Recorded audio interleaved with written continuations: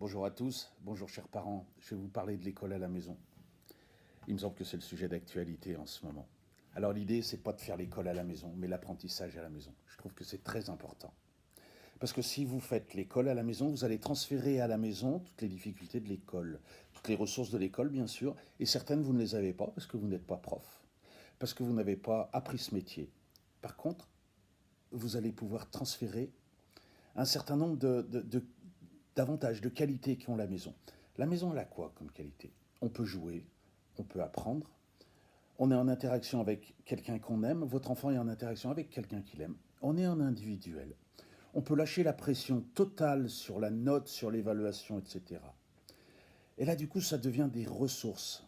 Une autre ressource, c'est que vous avez le temps. On n'est pas contraint par une heure de cours ou je ne sais quoi, ou un programme. Là, c'est beaucoup plus large.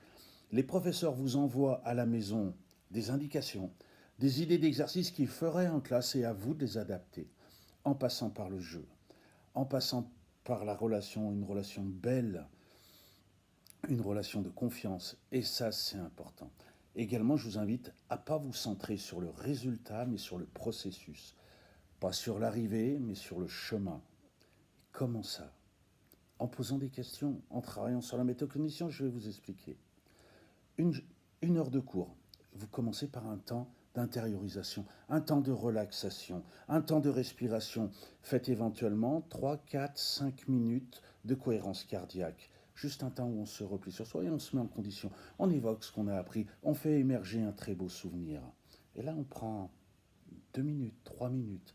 Seulement ensuite, on va aller travailler, mais travailler en jouant, en manipulant, en apprenant. Et on s'amuse. Et chers parents, amusez-vous. Si vous vous ennuyez, l'enfant va s'ennuyer. Si ça vous pèse, ça va peser à l'enfant. Essayez de faire en sorte de trouver quelque chose qui soit chouette, sympa, drôle. Aimez vos enfants, prenez-les dans vos bras, tranquille, vous pouvez. Et puis ensuite, on va chercher la question du transfert, surtout si vous avez beaucoup joué. Qu'est-ce que tu as appris? Qu'est-ce que tu as mis en place dans ta tête? Comment ça s'est passé dans ta tête? Et ensuite, qu'est-ce que tu peux en faire? Où est-ce que tu peux le... Comment tu t'en servirais, pardon, en mathématiques, en français? Je ne sais pas.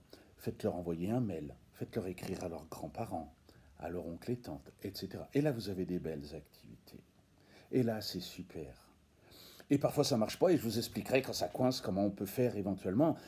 Mais j'ai pas toutes les réponses, c'est tellement difficile, chers parents, et je vous admire à vouloir faire ça, mais tenez-vous-y, préparez-les, et enchantez-vous. Je vous invite à tenter de vous enchanter. C'est un nouveau chant et on a le droit. Et si là, les enfants, ils vont pas, ils sont en colère, faites-les craquer dans un coin. Et vous avez le cercle où là, ils peuvent se lâcher dans la maison, un cercle au sol, et là, ils peuvent se lâcher, ils peuvent respecter, et puis ils reviennent.